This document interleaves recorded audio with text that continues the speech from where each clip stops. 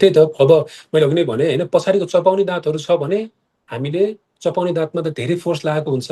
चपाउँदाखेरि हामीले म्याक्जिला र माथिको र तलको दाँतको बिचमा त एकदमै हामीले चपाउँदाखेरि त एकदम फोर्सफुल नै गरेर आउँछ नि, जसले गर्दाखेरि फोर्स धेरै लाग्छ, टुथ फ्र्याक्चर हुने चान्सेस हाई हुन्छ। त्यही भएर पछाडिको दाँतमा चाहिँ लगाएकै राम्रो, लगाउनै पर्ने हुन्छ।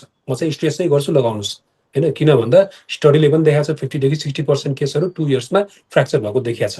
भनेपछि त्यो 50 to 60% केस आफू पनि पर्न सकिन्छ होइन। मेजोरिटी त छ नि 60% जस्तो त फ्र्याक्चर हुन्छ भन्ने देखाएको छ। त्यही भएर पछाडिको दाँतहरू छ भने क्राउन लाउनु पर्यो।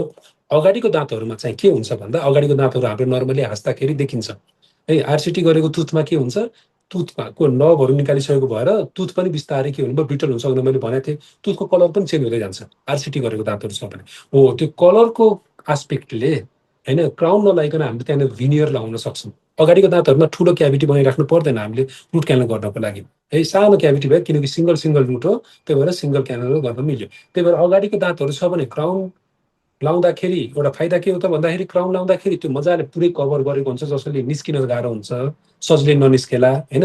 तर भिनियरहरू लाग्दाखेरि चाहिँ हामीले टुथलाई थोरै नै घटाउनु पर्ने हुन्छ चारैतिरबाट। क्राउन लाउँदाखेरि चारैतिरबाट घटाउनु, के भन्छ, रिड्युस गर्नुपर्ने हुन्छ टुथलाई होइन। तर भिनियरहरू लाउँदाखेरि परेन। त्यही भएर भिनियरहरू भन्ने आउँछ, तिनीहरू अगाडिको टुथहरूमा राख्न मिल्ने हो। पछाडिको टुथमा चाहिँ हामीले क्राउन लाग्दा भयो होइन। अब भिनियर लाएपछि चाहिँ हामीले जस्तै अगाडिबाट खानेकुराहरूले टोक्नु भएन, किनकि त्यो फुत्त निस्किन सक्छ। भिनियर भनेको जस्ट एउटा साइडमा, जस्तो यो दाँत छ भने अगाडिपट्टि देखिने भागमा मात्रै हामीले कभर गरेको हुन्छ, कलर चेन्ज गर्नको लागि होइन। कलरहरू जब चेन्ज भएको दाँतलाई चाहिँ व्हाइट जस्तो बनाउनको लागि। भनेपछि क्राउन भनेको चाहिँ चारैतिर कटिङ गरेर खप्लक्क टोपी लगाएको जस्तो गरेर लाउनु पर्यो। एउटा चिजले टास्नु र अर्को पुरै लाउनु जस्तो चाहिँ टास्ने चिज त निस्किने चान्सेस एकदमै हाई हुन्छ होइन। त्यही भएर अगाडिको टुथहरूमा चाहिँ एस्थेटिक पोइन्ट अफ भ्यूले क्राउन अथवा भिनियर लाउँदा राम्रो आरसिटी गरेको दाँतमा। पछाडिको टुथमा चाहिँ स्ट्रेस अलिकति इम्फेसाइज गरेर क्राउन लगाएको भएकै राम्रो।